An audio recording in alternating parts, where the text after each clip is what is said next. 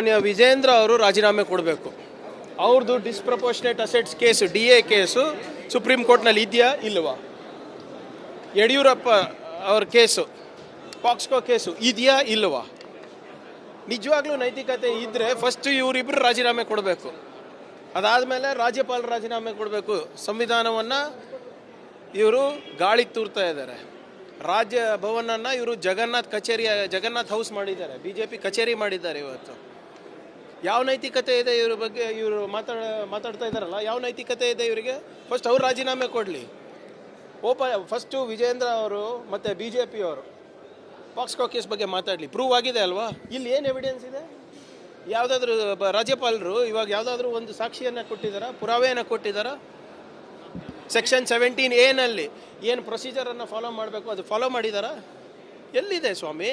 ಅದೆಲ್ಲ ಆದಮೇಲೆ ಅದೆಲ್ಲ ಇಟ್ಬಿಟ್ಟು ಹೌದು ಹಿಂಗೆ ಆಗ್ತಾ ಇದೆ ಅಂತ ಇಟ್ಬಿಟ್ಟು ನೀವು ರಾಜೀನಾಮೆ ಕೇಳಿದ್ರೆ ಆಯ್ತು, ನಾವು ಒಪ್ಪೋದಪ್ಪ, ಕಾನೂನಾತ್ಮಕವಾಗಿ ಇವ್ರ ಬೇಡಿಕೆ ಕರೆಕ್ಟ್ ಆಗಿದೆ, ಸಂವಿಧಾನಿಕವಾಗಿ ಕರೆಕ್ಟ್ ಇದೆ ಅಂತ. ಎಲ್ಲಿದೆ ಸರ್? ಈಗ ಪಾಕ್ಸ್ಕೋ ಕೇಸ್ ಪ್ರೂವ್ ಆಗಿದೆ, DA ಅಸೆಟ್ಸ್ ಪ್ರೂವ್ ಆಗಿದೆ, ಆ ಬೇಲ್ ಮೇಲೆ ಓಡಾಡ್ತಾ ಇದ್ದಾರೆ ಇವರೆಲ್ಲರೂ. ಇವರು ನಮಗೆ ನೀತಿ ಪಾಠ ಹೇಳ್ತಾರಾ? ಇವರು ಕೇಳೋ ಅಗತ್ಯ ಇದೆಯಾ ನಮಗೆ? ಮಾಡಿಸ್ತಾ ಇದೀವಲ್ಲ, ಕಮಿಷನ್ಗೆ ಯಾಕೆ ಕೊಡ್ಸಿರೋದು? ಸಿಂಗಲ್ ಜಡ್ಜ್ದು ನಿಮ್ಮ ಹತ್ರ ಪುರಾವೆ ಇದ್ರೆ ಹೋಗಿ ಕೊಡಿ ಅಂತ ಹೇಳಿದೀವಲ್ಲ.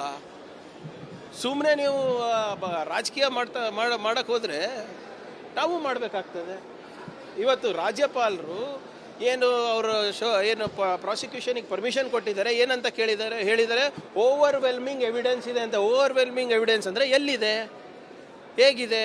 ಆ ಎವಿಡೆನ್ಸ್ ಇದ್ದದ್ದನ್ನು ಯಾರು ಅನುಮೋದನೆ ಮಾಡಿದ್ದಾರೆ? ಯಾವ ತನಿಖೆ ಸಂಸ್ಥೆ ಹೌದು ಇದು ತಪ್ಪಾಗಿದೆ ಅಂತ ಕೊಟ್ಟಿದ್ದಾರೆ ರಾಜ್ಯಪಾಲರಿಗೆ?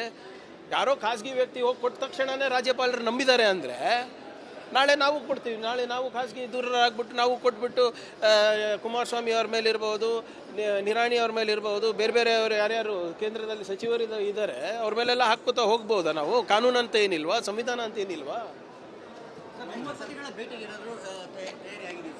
ನೋಡೋಣ, ಫಸ್ಟ್ ಏನೇನು ಆಗ್ತಾ ಇದೆ ನೋಡೋಣ. ನಿನ್ನೆ ಭಾಳ ಸ್ಪಷ್ಟವಾಗಿ ನಾವೆಲ್ಲರೂ ಕೂಡ ಹೇಗೆ ಸಂವಿಧಾನದ ಕೊಗ್ಗಲೆ ರಾಜ್ಯಪಾಲರಿಂದ ಆಗ್ತಾ ಇದೆ ಅಂತ ಹೇಳಿದ್ದೇವೆ. ರಾಜ್ಯಪಾಲರು ಇವತ್ತು BJPಯವರ ಕೈಗೊಂಬೆ ಆಗಿದ್ದಾರೆ.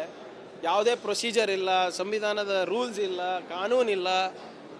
ಆಗಲೇ ಇವರು ಇದು ಏನು ಪರ್ಮಿಷನ್ ಟು ಪ್ರಾಸಿಕ್ಯೂಷನ್ ಕೊಟ್ಟಿದ್ದಾರೆ. ಇದು ಯಾರ ದುರುದ್ದೇಶಕ್ಕೆ? ಏನು ಉದ್ದೇಶ ಇವ್ರದ್ದು? ನೋಡಿ, ಅದು ಕೇಸ್ ನಡೀತಾ ಇದೆ. ನಾವು ಕಾನೂನಿಗೆ ಗೌರವ ಕೊಡಲೇಬೇಕಾಗ್ತದೆ. ನಾನು ಕೇಳ್ತಾ ಇರೋದು, ಇವ್ರಿಗೆ ನೈತಿಕತೆ ಇದೆಯಾ?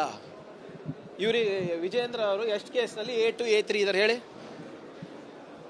ಪಾಕ್ಸ್ಕೋ ಕೇಸ್ನಲ್ಲಿ ಇವ್ರು ಬೇಲ್ ಸಿಕ್ಕಿದೆಯಾ? ಬೇಲ್ ಮೇಲೆ ಇದ್ದಾರಾ ಇಲ್ಲ? ಇವಾಗ ಯಡಿಯೂರಪ್ಪ ಅವರು ಬೇಲ್ ಮೇಲೆ ಇದ್ದಾರಾ ಇಲ್ಲ? ನೈತಿಕತೆ ಇದೆಯಾ ಇವರಿಗೆ ಮಾತಾಡೋಕ್ಕೆ? ಜೊಲ್ಲೆ ಅವರು ಕೇಸು ಲೋಕಾಯುಕ್ತ ಅವರು ಪ್ರಾಸಿಕ್ಯೂಷನ್ ಕೇಳಿದ್ದಾರೆ, ಅದ್ರ ಬಗ್ಗೆ ಯಾಕೆ ಮಾತಾಡಲ್ಲ ಇವರು? ನಿರಾಣಿ ಅವ್ರ ಬಗ್ಗೆ ಪ್ರಾಸಿಕ್ಯೂಷನ್ ಕೇಳಿದ್ದಾರೆ, ಯಾರು ಕೇಳಿರೋದು? ತನಿಖಾ ಸಂಸ್ಥೆಗಳು ಕೇಳಿರೋದು, ಅದ್ರ ಬಗ್ಗೆ ಯಾಕೆ ಮಾತಾಡೋದಿಲ್ಲ?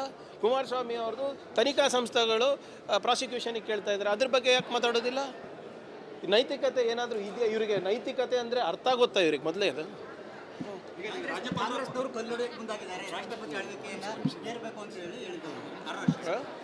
ಏನು ಸಾರಿ? ರಾಜ್ಯದಲ್ಲಿ ಕಾಂಗ್ರೆಸ್ನವರು ಕಲ್ಲೊಡೆಯಕ್ಕೆ ಮುಂದಾಗಿದ್ದಾರೆ. ರಾಜ್ಯಪಾಲರು ಕೂಡಲೇ ರಾಷ್ಟ್ರಪತಿ ಆಳ್ವಿಕೆಗೆ ಮನವಿ ಮಾಡಬೇಕು ಅಂತ ಹೇಳಿ ಆರೋಪ ಮಾಡಿದ್ದಾರೆ. ಅಂಥದ್ದು ಏನು ಇದು ಆಗಿದೆ? ಇಲ್ಲ. ಎಲ್ಲಿ ಒಂದು ಕಲ್ಲು ಹೊಡೆದಿದ್ದಾರಾ? ಇಲ್ಲ. ಎಲ್ಲಿ? ಇವರೇ ಸೃಷ್ಟಿ ಮಾಡ್ತಾ ಇರೋದು.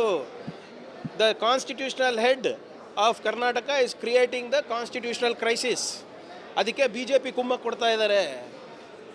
ಹೆಂಗ್ರಿ ಏನಾಗಿದೆ ಹೇಳಿ?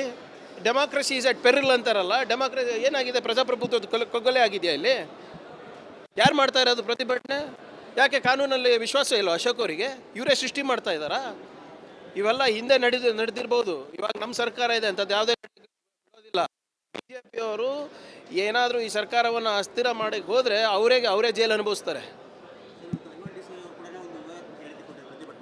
ಬಾಂಗ್ಲಾದೇಶದ ಮಾದರಿಯಲ್ಲಿ ನಾವು ರಾಜಭವನಕ್ಕೆ ನುಗ್ತೇವೆ ಅಂತ ಹೇಳ್ಬಿಟ್ಟು ಒಂದು ಹೇಳಿಕೆ ಕೊಟ್ಟರು. ಅದಕ್ಕೆ BJP ಮುಖಂಡ CT ರವಿ ಎಲ್ಲರೂ ಕೂಡ ಅವ್ರನ್ನ ದೇಶದ್ರೋಹದ ಹೇಳಿಕೆಯನ್ನು ಇವ್ರದ್ದು ಇಷ್ಟೇ ಕೆಲಸ ಐತ್ರಿ. ಇವ್ರೇನು ದೇಶ ಪ್ರೇಮಿಗಳ? ಇವ್ರ ಸರ್ಟಿಫಿಕೇಟ್ ಕೊಡಕ್ಕಾಯ್ಬೇಕಾ ನಾವು? ಇವ್ರೇನು ಹೋರಾಟ ಮಾಡಿದ್ದಾರೆ? ಸ್ವತಂತ್ರಕ್ಕಾಗಿರ್ಬೋದು, ದೇಶ ಕಟ್ಟದಲ್ಲಿ ಏನು ಮಾಡಿದ್ದಾರೆ RSS ಅವರು BJPಯವರು ಮಾಡಿದಾರಾ ಏನಾದರೂ? ತೋರಿಸ್ಬಿಡ್ಲಿ ನನಗೆ ಒಂದು ಅವ್ರ ಇತಿಹಾಸವನ್ನು ಎಳೆ ಎಳೆಯಾಗಿ ಬಿಚ್ಚಿಟ್ಟಿದ್ದೀನಿ ನಾನು ಸದನದಲ್ಲಿ. ಇವರಿಂದ ನಮಗೆ ದೇಶ ಪ್ರೇಮಿ ಸರ್ಟಿಫಿಕೇಟ್ ಅಗತ್ಯ ಇಲ್ಲ ನಮಗೆ. ಸಿ ಟಿ ರವಿ ಅವರಾಗಿರ್ಬೋದು, ಬಿ ಜೆ ಪಿ ಅವರಿಗೆ, ಇವರೇ ದೇಶದ್ರೋಹ ಕೆಲಸ ಮಾಡಿರೋದು ಬ್ರಿಟಿಷವ್ರ ಜೊತೆ ಸೇರ್ಕೊಂಡು. ಸಂವಿಧಾನ ಬೇಡ, ಮನುಸ್ಮೃತಿ ಬೇಕು ಅಂದ್ಬಿಟ್ಟು 150 ಬಾರಿ ರಾಮಲೀಲಾ ಮೈದಾನದಲ್ಲಿ ಪ್ರೊಟೆಸ್ಟ್ ಮಾಡಿರೋದು ಯಾರು? ಜನಸಂಘದವರು, RSS ಅವರು. ಫಸ್ಟ್ ಅವ್ರ ಇತಿಹಾಸ ತಿಳ್ಕೊಳಕ್ಕೆ ಹೇಳಿ ಅವರಿಗೆ. ಒಂದು ಕುಮಾರಸ್ವಾಮಿ ಅವರು ಹೇಳ್ತಾರೆ ಇದಕ್ಕೆಲ್ಲವೂ ಕೂಡ ಕಾಂಗ್ರೆಸ್ ನಾಯಕರೇ ಸಿದ್ದರಾಮಯ್ಯ ವಿರುದ್ಧ ಷಡ್ಯಂತ್ರ ಮಾಡ್ತೀವಿ ನಿನ್ನೆ ಹೇಳಿದ್ರು. ರಾಜ್ಯಪಾಲರಿಗೂ ಕಾಂಗ್ರೆಸ್ ಲೇಪಚ್ಬಿಟ್ರ ಈಗ? ಯಾರು ಪರ್ಮಿಷನ್ ಟು ಪ್ರಾಸಿಕ್ಯೂಷನ್ ಕೊಟ್ಟಿರೋದ್ರಿ? Who is given the permission? Congress AICC ಅಧ್ಯಕ್ಷರು ಕೊಟ್ರ? PCC ಅಧ್ಯಕ್ಷರು ಕೊಟ್ರ? ರಾಜ್ಯಪಾಲರು ತಾನೇ ಕೊಟ್ಟಿರೋದು. ರಾಜ್ಯಪಾಲರು ಯಾರ ಆಯ್ಕೆ? ಕೇಂದ್ರ ಸರ್ಕಾರದ ಆಯ್ಕೆ. ಸ್ವಲ್ಪ ಏನೋ ಅವರಿಗೆ ಇದು ಮೈಸೂರು ಚಲೋ ಆ ಲಾಂಚ್ ಪ್ಯಾಡು ಸರಿಯಾಗಿ ಲಾಂಚ್ ಆಗಿಲ್ಲ ಇಬ್ಬರು, ಅದಕ್ಕೆ ಇವತ್ತು ಪಾಪ ಏನೇನೋ ಮಾತಾಡ್ತಾ ಇದ್ದಾರೆ. ಓಕೆ, ಬೈಲಿಂಗ್ ಹಗರಣ ಸಂಬಂಧಪಟ್ಟಂತೆ ಥ್ಯಾಂಕ್ ಯು. ಕುಮಾರಸ್ವಾಮಿ ಅವರ ವಿರುದ್ಧ ಇದ್ದಂಥ ಪ್ರಕರಣವನ್ನು ಏನಾದರೂ ಕಾನೂನು ಬಲವನ್ನು ಕೊಡೋದಕ್ಕೆ ಸಾರಿ, ಕುಮಾರಸ್ವಾಮಿ ಅವರ ವಿರುದ್ಧ ಇದ್ದಂಥ ಗೆಂಟಲ್ ಮೇಲಿಂಗ್ ಪ್ರಕರಣ ಏನಿತ್ತು, ಪ್ರಾಸಿಕ್ಯೂಷನ್ಗೆ ಹೋಗಿತ್ತು, ರಾಜ್ಯಪಾಲರು ತಡೆ ಹಿಡಿದಿರ್ತಕ್ಕಂಥ, ಅದಕ್ಕೆ ಕಾನೂನು ಬಲವನ್ನು ಕೊಟ್ಟು ಮತ್ತೆ ಏನಾದರೂ ಅದನ್ನು ನೋಡಿ, ಏನಾದರೂ ಮಾಡಿದ್ರು ಕಾನೂನಾತ್ಮಕವಾಗಿ ಮಾಡಬೇಕಲ್ರಿ. Can we do anything unconstitutional or that is not permissible in the legal sense? ನಾವು ಏನು ಮಾಡಿದ್ರು ಕಾನೂನನ್ನು ಪಾಲನೆ ಮಾಡಲೇಬೇಕಾಗುತ್ತೆ. ಕಾನೂನು ಚೌಕಟ್ಟಲ್ಲೇ ಮಾಡಬೇಕಾಗಿದೆ. ಈಗ ಪ್ರೂವ್ ಆಗಿದೆ ಅಂತ ಇದೆ, ಪ್ರಾಸಿಕ್ಯೂಷನಿಗೆ ಪರ್ಮಿಷನ್ ಹೀಗೆ ಕಾಯ್ತಾ ಇದ್ದಾರೆ ಗವರ್ನರ್ ಹತ್ರ. ಕೊಡಲಿ ಗವರ್ನರ್ ಅವರು. ನಮ್ಮ ಒಂದು ಕಣ್ಣಿಗೆ ಸುಣ್ಣ, ಒಂದು ಕಣ್ಣಿಗೆ ಬಣ್ಣ ಹೆಂಗೆ ಹಚ್ತಾರೆ ಗವರ್ನರು? 4-5 ಪ್ರಕರಣಗಳು ಕೊಳಿತಾ ಇದೆ ಅಲ್ಲ. ನಿರಾಣಿ ಅವ್ರದ್ದು ಕೊಳಿತಾ ಇದೆ, ಜೊಲ್ಲೆ ಅವ್ರದ್ದು ಕೊಳಿತಾ ಇದೆ, ನಿಮ್ಮ ಕುಮಾರಸ್ವಾಮಿ ಅವ್ರದ್ದು ಇದೆ. ಅವ್ರ ಕಣ್ಣಿ ಎದುರಿಗಿರೋದು ಕೊಡ್ತಾ ಇಲ್ಲ.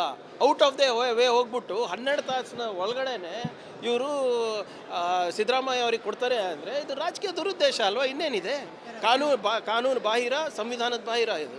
ಸರ್ಕಾರವನ್ನು ಅಸ್ಥಿರಗೊಳಿಸುವಂಥ ಪ್ರಯತ್ನ ಕೇಂದ್ರದಿಂದಲೇ ಆಗಿದೆಯಾ? ನಾನು ಅವತ್ತಿಂದ ಹೇಳ್ತಾ ಇದ್ದೀನಲ್ಲ ಸರ್, ನೀವು ದಯವಿಟ್ಟು ಕ್ರೊನಾಲಜಿ ನೋಡಿ. ಮೊದಲನೇದು ಫಸ್ಟು CBIಗೆ ಯೂಸ್ ಮಾಡ್ತಾರೆ, IT ಗೆ ಯೂಸ್ ಮಾಡ್ತಾರೆ, EDಗೆ ಯೂಸ್ ಮಾಡ್ತಾರೆ.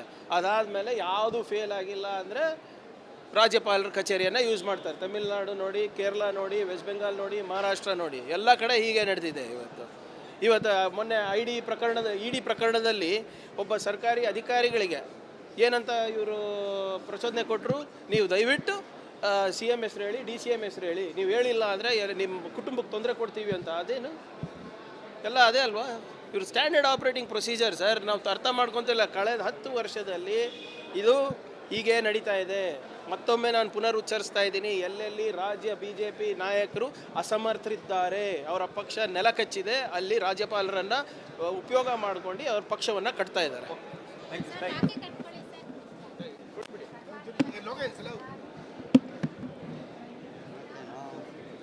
ಸಾಯ್ತೇನೋ ಇವಾಗ ಅದೆಲ್ಲ ಇರೋದೀಗ. ಏನು ಹೇಳು?